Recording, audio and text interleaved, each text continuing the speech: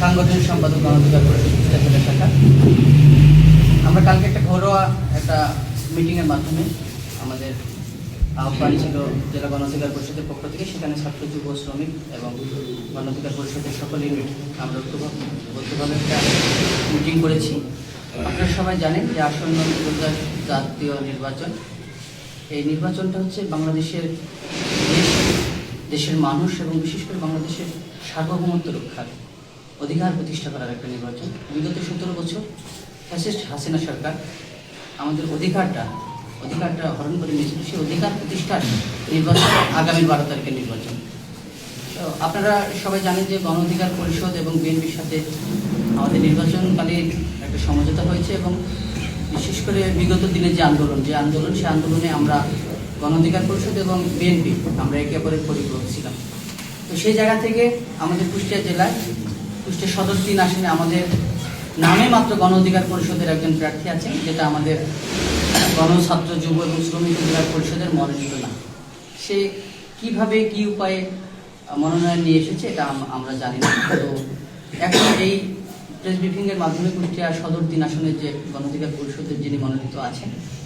তাকে আমরা গণ অধিকার পরিষদের পক্ষ থেকে অবঞ্চিত ঘোষণা করছি এবং আমাদের গণ অধিকার পরিষদ এবং অঙ্গ সংগঠনের কেউ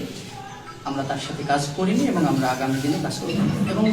তার ভোটের জয় পরাজয় এটা সম্পূর্ণই তার উপরে বর্তমানে আমরা গণ অধিকার পরিষদ এর দায়ভার নিব না। তো আসন্ন ত্রয়োদশ জাতীয় নির্বাচনে গণ অধিকার পরিষদ জেলা বিএনপির সাথে বিভিন্ন জায়গায় প্রচার প্রচারণাতে অংশগ্রহণ করছে এবং আপনারা জানেন যে বিএনপি আমাদের গণ অধিকার পরিষদের সাথে বিভিন্ন জায়গায় প্রচার প্রচারণা অংশগ্রহণ করছে। আমরা কুষ্টিয়া 3 আসনের যিনি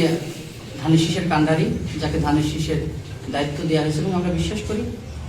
যে ধানের শীষের বর্তমান কান্ডারি ইঞ্জিনিয়ার জাকির হোসেন সরকার ভাই। সব থেকে মজার ব্যাপার হচ্ছে ক্রিকেট মাঠে ক্রিকেট প্লেয়ারই লাগে, ফুটবল মাঠে ফুটবল প্লেয়ার, এবং ভোট রাজনীতি প্রতিষ্ঠা করতে হলে রাজনীতিবিদ দরকার হয়। আমরা সবসময় আমাদের পজিটিভ দিকটা বলতে চাই, আমরা কারো নেগেটিভ নিয়ে কথা বলতে চাই না। তো আসন্ন নির্বাচনে আমরা গণ অধিকার পরিষদের হাইকমান্ড এবং গণ অধিকার পরিষদ জেলা কমিটির সিদ্ধান্ত মোতাবেক আমরা এখন এই মুহূর্তে থেকে নির্বাচনের রেজাল্ট দেওয়া অবধি আমরা গণ ছাত্র যুব এবং শ্রমিক অধিকার পরিষদ জাকির ভাইকে আমরা সমর্থন জানাচ্ছি এবং একই সাথে জাকির ভাইয়ের সাথে কাজ করে মাঠ পর্যায়ে কাজ করে কিভাবে আমাদের নিজেদের ভোট এবং আমাদের যে শুভাকাঙ্ক্ষীগুলো আছে এবং আমরা মাঠ পর্যায়ে কাজ করে আমাদের যতটুকু ফেস ভ্যালু আছে আমরা সেভাবে কাজ করে আমরা কুষ্টিয়া 3 সদর আসনে জাকির ভাইকে আমরা বিজয় হিসাবে দেখতে চাই এবং সেই লক্ষ্যে আমরা কাজ করতে চাই এবং বিজয় নিশ্চিত করে ইনশাল্লাহ বিএনপি এবং গণ অধিকার পরিষদ আমরা একসাথে আমরা ঘরে ফিরব, এটুকু আমরা আশা রাখছি। এবং এখন থেকে আমি জেলা গণ অধিকার পরিষদের এই প্রোগ্রামের মুখপাত্র হিসেবে আহ্বান জানাচ্ছি যে কালকে থেকে আপনাদের প্রচার প্রচারণায় যদি মনে হয় যে গণ অধিকার পরিষদের এই ব্যক্তি কিংবা ছাত্র অধিকার পরিষদের এই ছেলেদেরকে কাজে লাগানো উচিত, কাজে লাগালে আপনাদের এবং আমাদের, এখন আর আপনাদের বলে কিছু নাই, এখন ট্রাক এবং ধানের শীষ মিলেমিশে গেছে। আমাদের জয়ের জন্য যাকে যেখানে কাজে লাগানো দরকার গণ অধিকার পরিষদ এবং অঙ্গ সংগঠনের সবাই কাজ করবে এবং আমরা আশা রাখি আপনারা আমাদের সাথে পজিটিভলি কাজ করবেন, আমরা আপনাদের সাথে পজিটিভলি কাজ করবো এবং শেষ পর্যন্ত কুষ্টিয়া 3 সদর আসনে গণ অধিকার পরিষদ এবং বিএনপির যে বিএনপির প্রার্থীকে আমরা ইনশাল্লাহ জয় নিয়েই আমরা ঘরে ফিরবো, এটা আমরা প্রত্যাশা রাখি। এবং কালকে থেকে আমাদের জেলা গণ অধিকার পরিষদের নির্দেশনা অনুযায়ী আমাদের যারা অঙ্গ সংগঠনের নেতাকর্মী আছেন সবাই আমরা জাকির ভাইয়ের প্রতীক নিয়ে আমরা মাঠ পর্যায়ে কাজ করবো, এটা আমরা আশা রাখছি। এবং আমাদের পাশে আমাদের গণ অধিকার পরিষদ এবং বিএনপির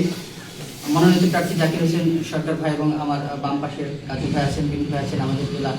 গণ অধিকার পরিষদের সম্মানিত সভাপতি আছেন, সেক্রেটারি আছেন, সবাই আছেন, আমাদের মোটামুটি যারা নেতাকর্মী আছে সবাই আছেন। তো সবাই আমরা এই প্রোগ্রামের মাধ্যমে আবারও ডিক্লেয়ার দিয়ে দিলাম যে গণ অধিকার পরিষদ কুষ্টিয়া জেলা শাখা এবং তার অঙ্গ সংগঠন আমরা ধানের শীষের কান্ডারি হিসাবে, গণ অধিকার পরিষদের কান্ডারি হিসাবে জাকির ভাইকে আমরা সমর্থন জানাই। আমাদের প্রেস